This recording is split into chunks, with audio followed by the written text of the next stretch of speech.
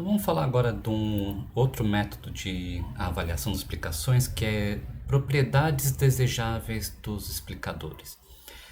Então, nessa apresentação eu vou falar de dois que são interessantes, que é a fidelidade, que é quão fiel é uma explicação a uma predição, e robustez, também conhecido como estabilidade, né? Que basicamente fala o seguinte, olha, se eu tenho uma explicação para um certo ponto x, se eu alterar esse ponto x um pouquinho, a explicação tem que continuar muito parecida, né?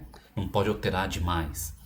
Ah, então, uma outra forma da gente avaliar é verificar se o nosso explicador atende algumas propriedades, né?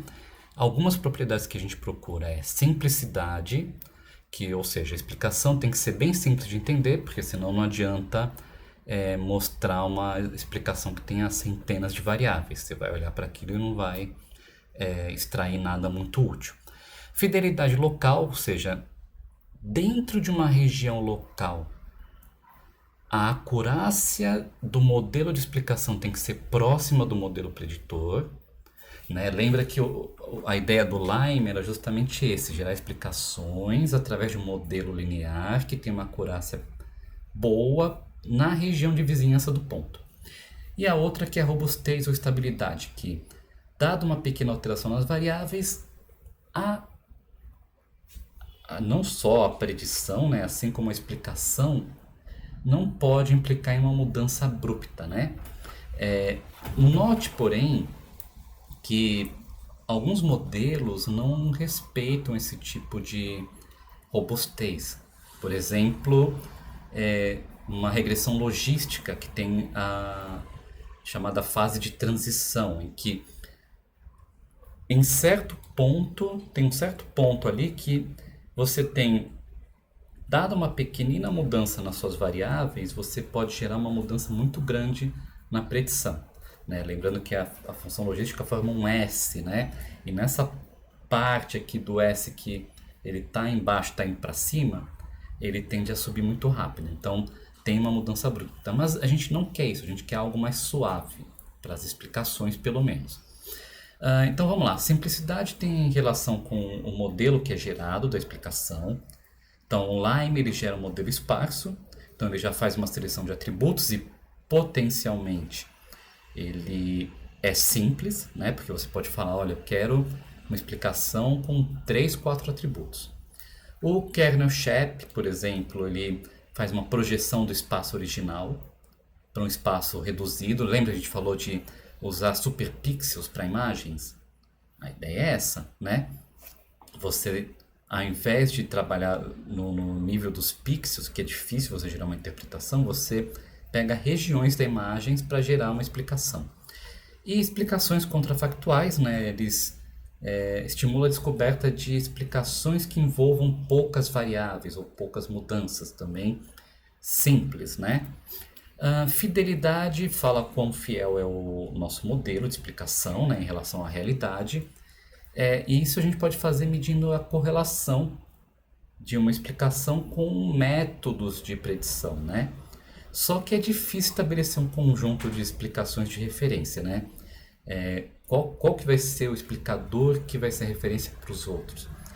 E se eu quiser comparar, então, a predição do explicador com a predição do modelo, também é difícil porque eu posso não ter o valor verdadeiro naquela região de vizinhança para a variável alvo para poder fazer uma comparação da acurácia, né?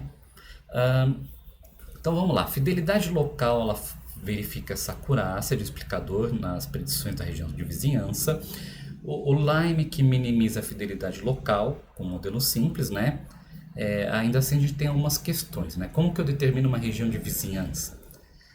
Nem todo explicador também gera um modelo de predição. O Lime gera, mas outros não necessariamente. O contrafactual não gera, por exemplo, né? Então, quando a gente tem um modelo de predição associado à explicação, a gente pode usar o erro quadrático médio e variantes para medir essa fidelidade local, né? Outra forma de medir essa fidelidade é gerar um novo modelo preditor usando apenas os atributos mais importantes, segundo o explicador. Removo o restante, né? Ou eu posso fazer o contrário também, removo os atributos mais importantes e deixo o restante. Com isso eu vou verificar a diferença na acurácia da predição usando esse novo modelo, tá? Porque o que acontece? Se por acaso, quando eu mantiver apenas os atributos importantes, não cai muito a minha acurácia, então a acurácia local, a fidelidade local é alta para esse explicador. Por outro lado, se eu removo os mais importantes e mantenho o restante, a esperança que eu tenho, a expectativa que eu tenho é que a acurácia vai cair, né? Porque eu tirei aqueles atributos que o explicador falou, não tire esses caras daqui porque eles são importantes. Tá? Então, é uma forma da gente tentar medir essa fidelidade local. Ainda assim, tem vários pontos que a gente tem que determinar, por exemplo, quantos atributos eu vou manter, vou remover. Eu posso fazer um corte dos atributos segundo um limiar do grau de importância. Então, para quem tem importância X para cima, eu mantenho, o resto eu corto, né? Também tem a necessidade de retreinar o modelo preditor, tá? Porque como alternativa eu poderia usar valores aleatórios para os outros atributos, né? Então é como se eu tivesse causando ruído nos atributos que não têm interesse, tá? Então também é uma outra forma para não precisar treinar novamente o preditor. E é isso. E aqui tem um exemplo desse tipo, né? Que é chamado data staining. Então a ideia desse artigo, o artigo está aqui embaixo, né? Depois vocês me pedem que eu coloco lá no Discord. Então a ideia desse artigo é o seguinte: eu vou criar uma função g que pega as variáveis, a variável alvo, e me retorna uma nova variável alvo. Tá? E o funcionamento dele é o seguinte, olha, ele vai alterar a variável alvo de acordo com alguma regra bem definida para manchar certos dados, né? Então com isso ele vai criar uma nova base de dados que ele parte do original. Então imagina que eu tenho uma base de dados D. Para cada ponto xy, eu vou gerar um ponto x, g, xy, que vai me retornar um y manchado, né? Gerando uma base de dados D'. Então essa versão manchada, a ideia dela é que eu vou manter parte dos valores das variáveis alvo intacta e algumas modificadas, né? E a ideia geral é o seguinte, olha, eu vou criar um modelo de predição H utilizando D'. Então eu faço com que D' seja minha base de treino, gero um modelo H, e supondo que H vai aprender o comportamento gerado pela função G, então eu posso criar uma função chamada Q, né, para os autores, que EGX EHMX, que mede a qualidade da explicação com o método M usando esse modelo H, em comparação com o que era esperado pela função G. Então, a minha função G, ela vai gerar uma nova base de dados que vai ter um comportamento esperado para a minha explicação. Por exemplo, ela pode fazer o seguinte, olha, se um determinado atributo gênero, toda vez que for 1, eu vou gerar um novo y que tem um salário médio maior em tantos %. Então, por exemplo, ele está criando um viés. Está criando um viés para que a explicação, idealmente, vai detectar que o fator gênero masculino igual a 1 é um fator importante naquela base de treino. Tá?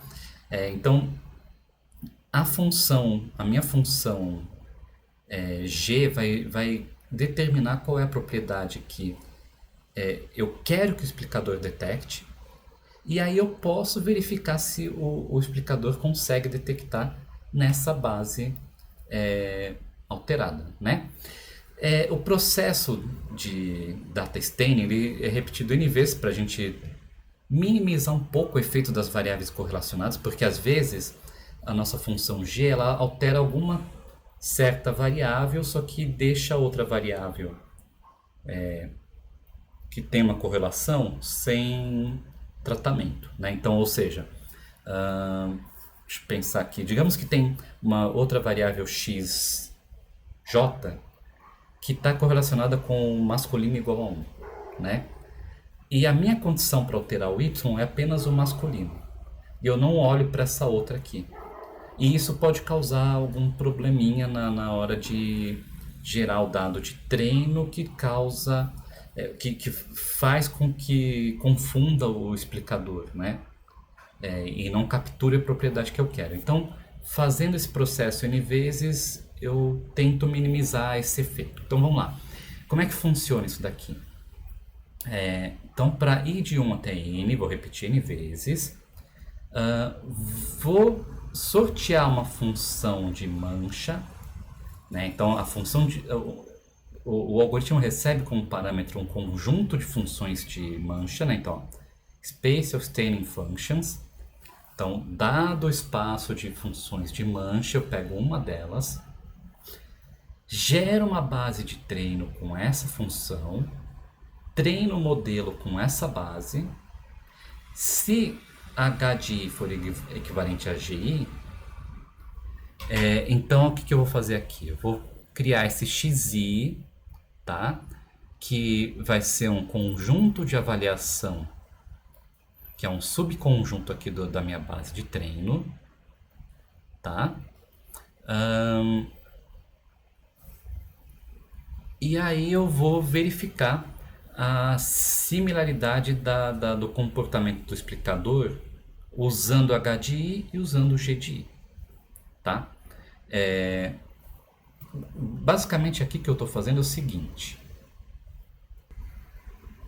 Então, basicamente, em resumo, o que ele faz aqui é o seguinte.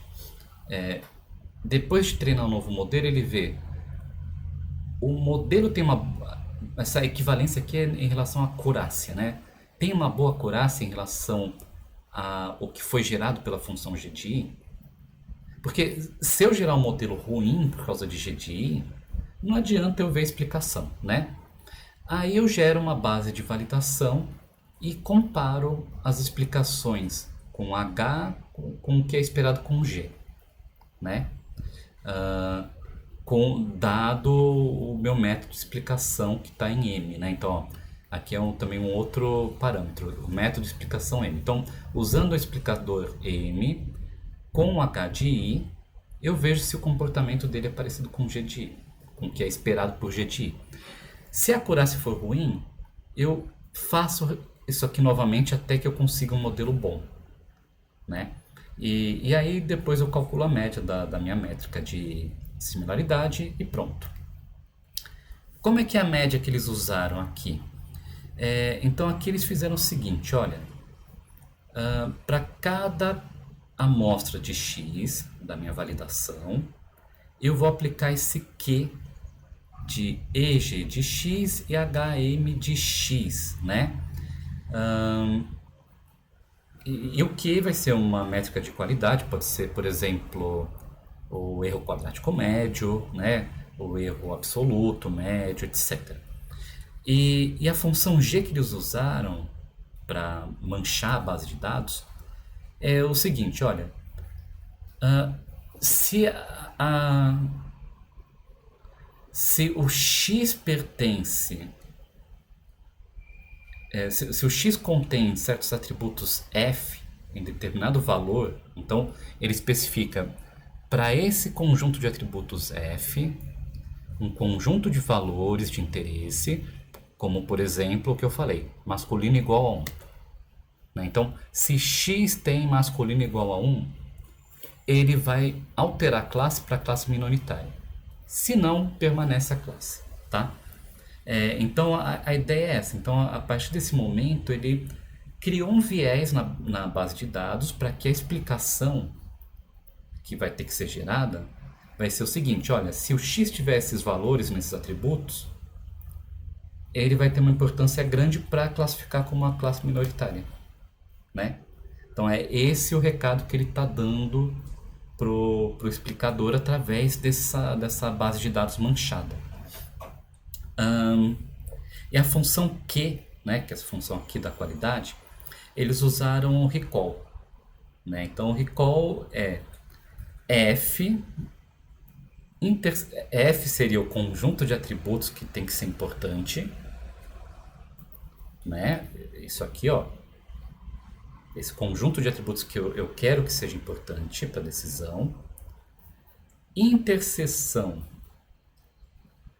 com o conjunto que foi gerado por esse modelo, por esse explicador, né? O conjunto que o explicador retornou, dividido pela quantidade de atributos. Então, o que acontece aqui?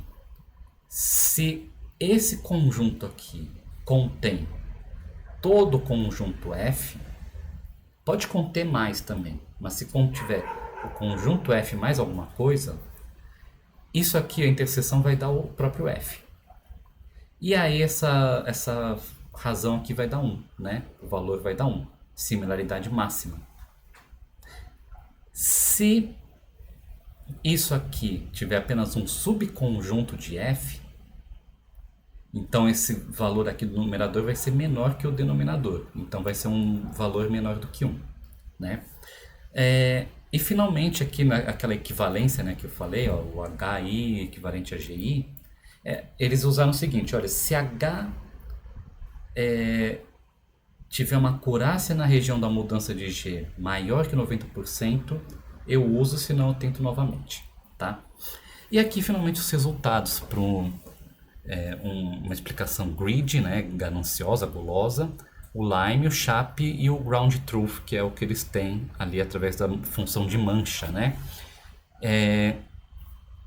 Então eles compararam aqui, ó, os explicadores através de árvores de decisão e outros métodos caixa preta, com o número de atributos alterados igual a 2, né? E aqui eles não incluíram da regressão logística porque não tinha diferença significativa entre os explicadores. A conclusão aqui é que o Chap e o Lime tiveram um desempenho melhor nas árvores de decisão, mas nos outros o explicador guloso foi melhor, né? Apesar da simplicidade. Então aqui o que acontece? Vamos ver, ó, tem 3 bases de dados. Na árvore de decisão, né, o ground truth aqui, obviamente o que acontece, o ground truth ele tem um 50% de recall para um atributo, porque o ground truth tem 2 atributos, né? A quantidade de atributos F são 2, então ele requisita 2 atributos, ele requisitou um atributo mais importante, mas na comparação ele comparou com 2. Então aqui sempre vai ser um limitante de 50%. Então o interessante é ver de 2 para frente, né? De 2 para frente a gente vê que o Lime aqui na árvore de decisão, o Lime é o que mais se aproxima do ground truth, e o Chap, né, chega perto, mas é pior do que o Lime. Para o Amazon e para o Goodreads, todos tiveram um valor quase perfeito, né, perfeito de recall, exceto o Grid. Agora, quando combinado com Random Forest, por exemplo, deixa eu ver, Random Forest todo mundo foi muito bem, né? E Gradient Boosting, vamos ver o que aconteceu no Gradient Boosting. Aqui é o Grid e o Ground Truth. O Lime e o Chap tiveram um desempenho terrível, né? O Chap, principalmente aqui, olha, nessa base aqui ficou em 0. Ou seja, não recuperou o conjunto de variáveis que deveria recuperar. Mas notem que essa análise tem uma falha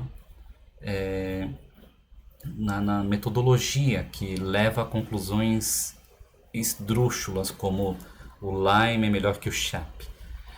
O Lime e o Chap, eles na verdade... O Lime original ele captura uma informação diferente do Chap. Então a importância definida pelo Lime pode ser diferente da do Chap, não significando que um está mais correto que o outro. Lembra a explicação do Lime?